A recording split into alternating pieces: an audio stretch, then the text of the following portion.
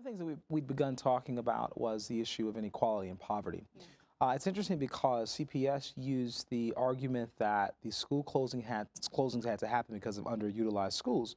And yet we've got overcrowded schools just in different communities. Right. So on the southwest side and the northwest side, the schools are actually overcrowded. Right. So we've got a very obvious income disparity, issue of poverty, inequality issue going on that we're not talking about.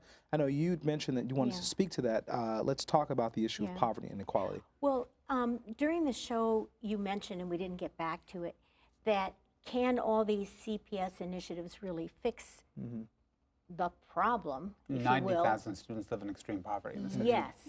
86% of CPS students are classified as low income, right? It's most of the district.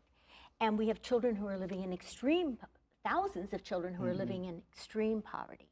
So, you know, there is this mistaken notion that somehow education can fix these problems. But we live in a city where there's lack of affordable housing, where there are a whole other set of city policies, right? We don't have a living wage. There's no jobs program, et cetera. And the crime and violence issue is huge. It's huge. Yeah. And how could it be otherwise when communities have been so destabilized? So to sort of propose that this is going to solve those problems is really cynical. And we need a much more comprehensive set of policies that actually support working class and low income communities all roundedly. And then we will see a difference. If you look at the international comparisons, once you take out poverty from the U.S. data, the U.S. compares pretty well with other countries. Very good point. And one reason that Finland does so well is that they don't have much poverty at all in Finland. So, that's an excellent point. So we have a two-tiered education system in Chicago in which we're actually giving inequitable resources and inequitable education to the children who are already facing many other inequalities. Excellent point. I also feel that it has to do with the teachers too. You know, my parents were both immigrants, and back in the day they had very, I mean, the classrooms had nothing, but the teacher was very well respected, and a teacher back in the little villages in Europe would, you know, would live well. And I from talking to, you know, many of my patients that are Chicago school teachers, they tell me, you know, that they have to go and buy paper. They got to go buy supplies. The morale is bad.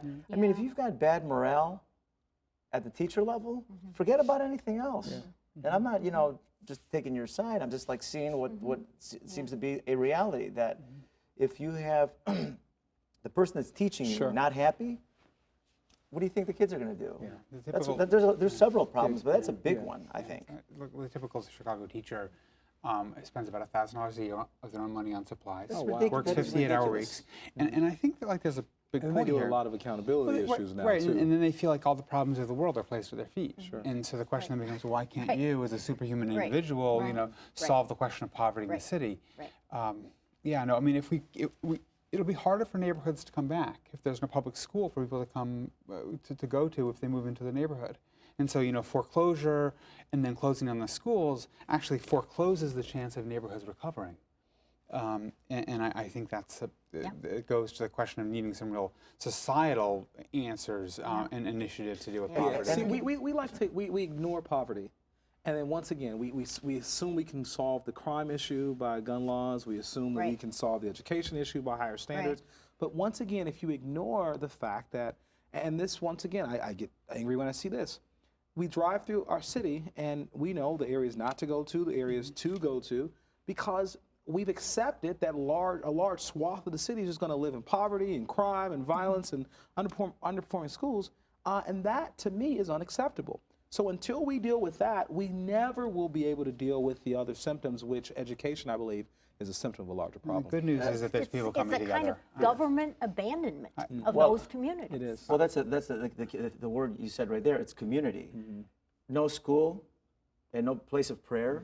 There is no community. The thing I would say I put in there is that on sort of a hopeful You get the last comment. We got to wrap up. Okay. Well, no. On a hopeful note, I mean, I really have seen, Kid, I'm sure you too, that there's been some coming together from the local school council perspective. Teachers from around the city are more united than they've been in a long time. I mean, you hear communities speaking up. So this is no longer. I apologize. We are out of time. I'm so sorry. We could do this all day, actually. Yeah, I think so. But thank you all so much again. Thank you. Thanks.